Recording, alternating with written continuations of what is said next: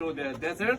They crossed here, and now we are on our way to Jericho, and we know that the first battle that the Israelites had would be in Jericho. The second thing that happened here, as I said, and this is the place where Jesus was baptized by John the Baptist. This is the son who I am well pleased with. And the third thing, Elijah, the prophet, when he ascended to heaven, that happened here.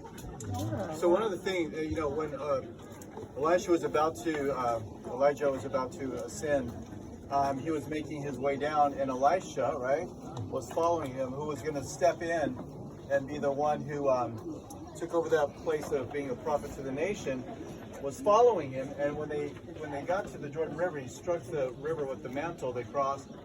Then when Elijah was taken up in the chariot of fire, the mantle fell down.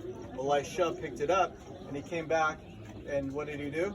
He struck the waters too. It was a great lesson for us. We learn so often, and we can pass on to the next generation as we take our steps of faith, and as we step out. The next generation must see what we're doing in our faith, and that it's real.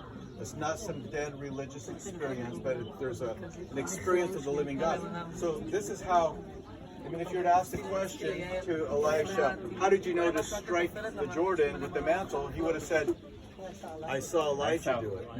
And so each of us have to walk our own faith out, and the younger generation has to see it. And this is why even last Sunday, or 2 Sundays ago, encouraging us, but it's good for all of us, even if you weren't there, that we really need to be investing into the next generation, and that they can see a living faith, something, a fresh experience with the Lord.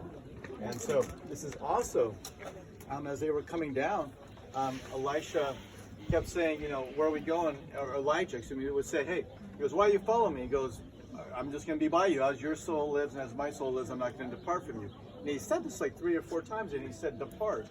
And he never did. He stuck with them. Then eventually, when he, was saying, well, what do you want? He said, I want a double what? Double portion of your spirit. The Bible records that Elisha did exactly twice as many miracles as Elijah. But think about this. If he wasn't desperate for that work of the Spirit in his life, the work of God in his life, and he said, all right, fine, I don't want to go. I'm tired of you asking me questions. I'm tired of the journey. He would have missed out. And so I think, the Lord has told us that we're going to seek him with what?